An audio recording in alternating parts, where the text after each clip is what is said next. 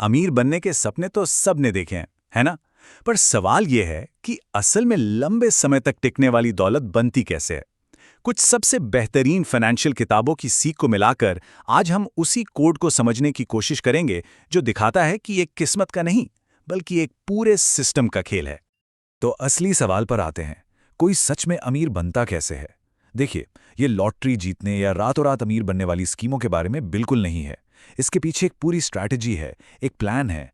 चलिए इस प्लान को ही समझते हैं।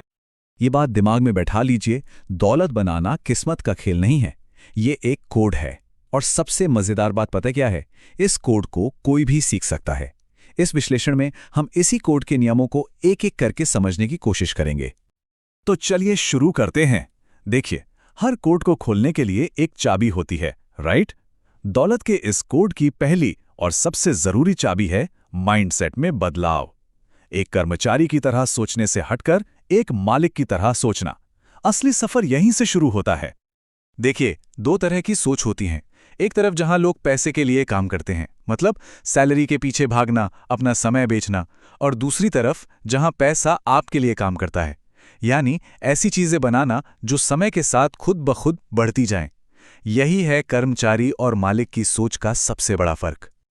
रॉबर्ट कियोसाकी ने इस फर्क को शायद सबसे अच्छे तरीके से समझाया है। वो कहते हैं, गरीब और मिडिल क्लास पैसे के लिए काम करते हैं, अमीर लोग पैसे से अपने लिए काम करवाते हैं। बस ये एक लाइन दौलत बनाने की पूरी फिलॉसफी है।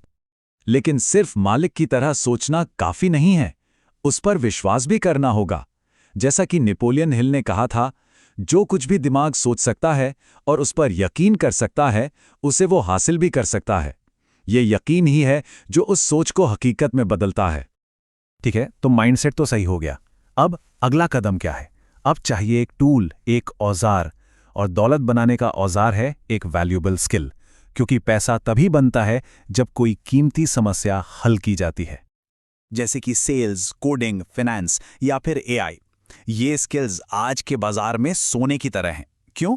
क्योंकि ये आपको बड़े पैमाने पर प्रॉब्लम सॉल्व करने या लोगों को अपनी बात समझाने की ताकत देते हैं। असली दौलत इनमें से किसी एक स्किल में महारत हासिल करने से ही आती है। तो अब माइंडसेट है, स्किल भी है, अब आता है इस खेल का सबसे जरूरी हिस्सा, एसेट्स, यानी संपत्ति बनाना और उसका मालिक बनना। एक बात याद रखिए, दुनिया में कोई भी सिर्फ ज्यादा सैलरी से अमीर नहीं बना है। असली अमीर वो हैं जो चीजों के मालिक होते हैं। एमजे डिमार्को ने इसे बहुत बढ़िया तरीके से कहा है, अगर सड़क आपकी नहीं है तो आप किसी और की सड़क पर गाड़ी चलाने के लिए मजबूर हैं। मतलब बिल्कुल साफ है, सिस्टम का हिस्सा मत बनो, सिस्टम के मालिक बनो। इसे एक उदाहरण से समझते हैं। सिर्फ उबर के लिए गाड़ी मत चलाइए, बल्कि उस प्लेटफॉर्म को बनाने की सोचिए। असली दौलत ओनरशिप में है। एक और उदाहरण लें, सिर्फ ऑनलाइन पोस्ट मत कीजिए, बल्कि एक ब्रांड बनाइए। पोस्ट तो आती जाती रहती है, ब्रांड एक ऐसी संपत्ति है जो हमेशा रहती है। अच्छा, तो अब पैसा आने लगा है, तो चौथा कदम है अपने पैसे का सीईओ बनना। क्योंकि देखिए, पैसा कमाना एक बात है, लेकिन उसे संभालना और बढ़ाना, असली खेल तो वहीं पर है। अब एक बहुत ही दिलचस्प बात, मॉर्गन हाउसल कहते हैं, असली दौलत वो है जो आपको दिखाई नहीं देती। जरा सोचिए इस बारे में। मतलब असली दौलत वो महंगी कार या घड़ी नहीं है। दौलत तो वो पैसा है जो खर्च नहीं किया गया।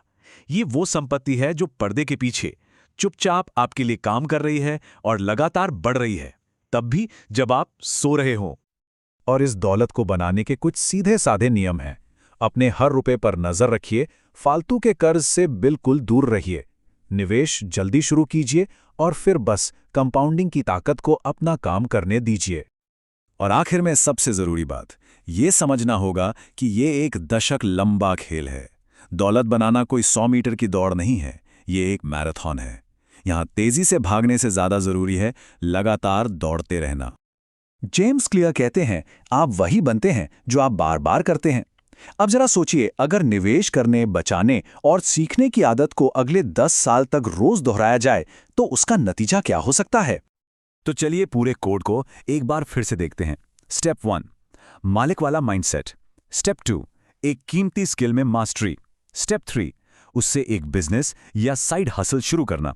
स्टेप 4, उस पैसे को असली एसेट्स में इन्वेस्ट करना। स्टेप 5, इस पूरे प्रोसेस को ऑटोमेट करना। और स्टेप 6, इसे 5 से 10 साल तक बिना रुके करते रहना। यही है पूरा ब्लूप्रिंट। तो देखिए, ये कोड अब पब्लिक है, इसे कोई भी इस्तेमाल कर सकता है। तो असली सवाल अब ये नहीं है कि अमीर कैसे बने, असली सवाल ये है कि इस कोड का इस्तेमाल करके अगले 10 सालों में क्या बनाया जाएगा, और वो बनाने वाले लोग कौन होंगे।